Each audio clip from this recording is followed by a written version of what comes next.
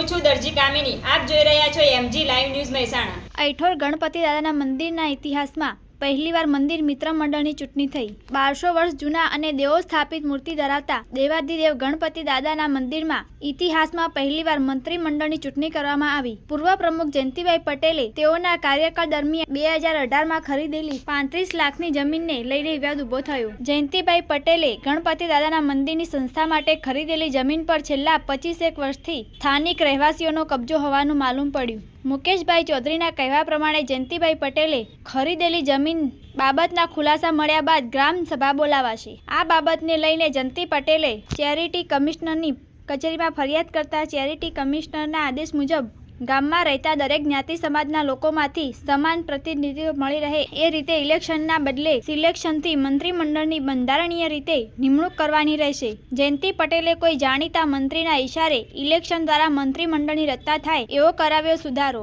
ઇલેક્શનમાં પરિવર્તન પેનલ અને ઉગતો સૂરજ પેનલ સામસામે આવી ગયેલ. કોઈ ચૂંટણી કમિશનરની નિમણૂક કરવામાં આવી નહોતી. મતદાર યાદીમાં નામના હોય એવા મતદારોએ પણ મતદાન કર્યા હોવાની ફરિયાદો સાથે ઉગતો સૂરજ પેનલ દ્વારા ચૂંટણી બહિષ્કાર કરવામાં આવેલી. રિપોર્ટર ચેતન પટેલ, મહેસાણા. પરિચય આપજો. અને આજે ઇલેક્શન કરવું પડ્યું દાદાના ધામમાં, શું સમગ્ર ઘટના હતી? પિયુષભાઈ ચૌધરી, સંસ્થાના પૂર્વ પ્રમુખ. અમારા ગામની અંદર દર વર્ષે સિલેક્શનથી ટ્રસ્ટી મંડળની રચના થતી. ઇલેક્શન કોઈ દિવસ મંદિરની અંદર હોઈ શકે નહીં. અમારા ગામની અંદર ટ્રસ્ટી મંડળ દર 5 વર્ષે બદલાતું હોય છે. અમે વર્ષ 2019ની અંદર ટ્રસ્ટી મંડળમાં ટ્રસ્ટી તરીકે આવેલા. અમારી મુદત ટ્રસ્ટી મંડળમાં ટ્રસ્ટી તરીકે આવ્યા હતા અને વર્ષ 2022ની અંદર મેં પ્રમુખ તરીકેનો ચાર્જ લીધેલો હતો. મેં પ્રમુખ તરીકેનો ચાર્જ લેતો મારી ધ્યાને વર્ષ 2023માં એક મુદ્દો આવેલો કે વર્ષ 2018ની અંદર જે પ્રમુખ પટેલ જયંતિભાઈ હતા એમને સરકારશ્રીની અંદર ગણપતિ મંદિર સંસ્થામાંથી 35 લાખ રૂપિયા ભરેલા. એ જગ્યા આજે ગણપતિ મંદિર સંસ્થાના નામે બોલે છે. મેં જયંતિભાઈને 23/10/2023ના રોજ એક લેખિત લખાણ આપેલ અને કહેલ કે આ તમે જે જગ્યાના પેમેન્ટ ભરેલ છે એ જગ્યા આપો. 23/10/2023થી 14/7/2024 સુધી જયંતિભાઈ પટેલે કોઈ રિપ્લાય આપેલ નહીં. ત્યારે અમારા વડીલ અને વંદનીય એવા જયંતિભાઈને મેં કહેલ કે જયંતિ કાકા પૈસા પરત આપશો તો જ હું ગામ સભા બોલાવીશ. સંસ્થાનો પૈસો છે એ દર્શનાર્થીનો રૂપિયો છે. દર્શનાર્થીનો પૈસો ગેરવ્યાજબી જાય એ ચલવી લેવાય નહીં. એટલે બંને ટ્રસ્ટીઓએ સંયુક્ત ચેરિટી કમિશનરની અંદર 41A હેઠળ અરજી કરેલી. એ એક કેસ ચાલી જતા સંયુક્ત ચેરિટી કમિશનરે 4/12/2024ના રોજ એક ઓર્ડર કરેલો અને એ ઓર્ડરમાં સ્પષ્ટ ઉલ્લેખ કરેલો કે ઐઠોર ગામની અંદર જેટલા સમાજના કે જ્ઞાતિના વર્ગો રહે છે તે તમામ જ્ઞાતિને સમાન પ્રતિનિધિત્વ ટ્રસ્ટી તરીકેનું મળી રહે એ રીતે ટ્રસ્ટમાં ટ્રસ્ટની બંધારણની જોગવાઈ મુજબ 7 ટ્રસ્ટીની નિમણૂક કરવી. એ ઓર્ડરથી સામેના અરજદારો બંને નારાજ થયેલા અને નારાજ થઈ અને પોતાના ઓર્ડરને સુધારવા માટે સંયુક્ત ચેરિટી કમિશનરમાં અપીલ કરેલી.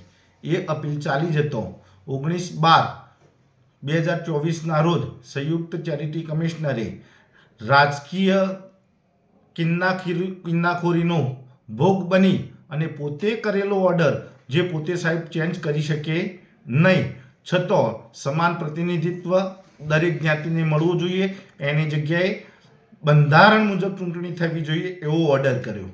એ ઓર્ડર લઈ અને હું 24/12/2024ના રોજ માનનીય વડી અદાલતમાં રજૂ કરતો વડી અદાલતે છેલ્લો હુકમ 19/12/2024ના રોજ જે થયેલો છે એ હુકમ ગેરકાનૂની છે, ખોટો છે. કારણ કે કોઈ એક અધિકારીએ પોતે કરેલો ઓર્ડર પોતે સુધારી શકે નહીં અને 4/12/2024ના રોજ જે ઓર્ડર થયેલો હતો એ ઓર્ડર પ્રમાણે ચૂંટણી કરવાનું કહેલ. ચૂંટણીની અંદર 7 જુદી જુદી જ્ઞાતિના ઉમેદવારો સિલેક્ટ કરવાના હતા, પરંતુ જે લોકો અહીંયા રહેતા નથી અને ફક્ત ટ્રસ્ટી બનવાની અપેક્ષાથી, માન મોભો લેવાની અપેક્ષાથી પેનલની અંદર ઉમેદવારી કરાવેલી, એ પરિવર્તન પેનલની અંદર 4 પાટીદાર અને 3 અધર વર્ગને સમાવેશ કરેલો હતો. જ્યારે ઉગતા સૂર્યની પેનલની અંદર જે ઉમેદવારો હતા એ તમામ જુદી જુદી જ્ઞાતિના હતા. અને જ્યારે ઉગતા સૂર્યની પેનલવાળા ઉમેદવારોને આ વાતનો ખ્યાલ આવ્યો કે હાઈકોર્ટે 4/12/2024ના રોજ જે ઓર્ડર કરેલું છે એ પ્રમાણે ચૂંટણી કરવી, ત્યારે એમને સંસ્થામાં ચૂંટણી ન થાય અને વાદ વિવાદ ન થાય એ માટે મોટું મન રાખી અને ભરતભાઈ ઠાકોર, જે અહીંયા વહીવટદાર તરીકે નિમેલા છે, તેમને પોતાનું પ્રતિનિધિત્વ, પોતાનું ઉમેદવારી પત્ર પાછું ખેંચવા માટે આપેલ અને પોતે ઉમેદવારી પાછી ખેંચેલ એવું જાહેર કરેલ. તો સામા પક્ષે ભરતભાઈએ એ ધ્યાન રાખવાનું હતું કે પરિવર્તન પેનલ જે બની છે એમાં હાઈકોર્ટના ચુકાદાનું ઉલ્લંઘન થાય છે. એટલે ઉગતા સૂર્યની પેનલવાળા ઉમેદવારોએ ચૂંટણીનો બહિષ્કાર કરેલો અને કોઈ લોકો વોટિંગ કરવા માટે ગયેલા ન હતા. તેમજ કોઈ સગા સંબંધીઓને પણ વોટિંગ, એમના સગા સંબંધીઓએ પણ વોટિંગનો બહિષ્કાર કરેલો હતો. જે પણ વોટિંગ થયું હતું ક્યાંક બોગસ વોટિંગ થયું હતું એવું પણ જાણવા મળ્યું હતું. શું કહેવું છે? 100%ની વાત છે. જે વોટિંગ થયું એ બિલકુલ બોગસ થયું છે. મતદાર યાદીની અંદર નામ ના હોય અને વોટિંગ થાય, 7/12ના ઉતારાની અંદર ના આધારે પંચાયતનો દાખલો લઈ અને વોટિંગ થાય યોગ્ય લાગતું નથી. કારણ કે મતદાર યાદીમાં નામ ના હોય વ્યક્તિ એ વ્યક્તિ મત આપવાનો અધિકાર જ રહેતો નથી. ચૂંટણી વખતે કોઈ ચૂંટણી અધિકારી કે એવું કોઈ નિમવામાં આવ્યા હતા? ચૂંટણી પ્રક્રિયા શરૂ થાય ત્યારે સૌપ્રથમ તો ચૂંટણી અધિકારીની નિમણૂક કરવાની હોય છે. રાજકીયના કારણે આ લોકોએ કોઈ ચૂંટણી અધિકારી નિમ્યા વગર ચૂંટણી પ્રક્રિયા શરૂ કરેલી હતી.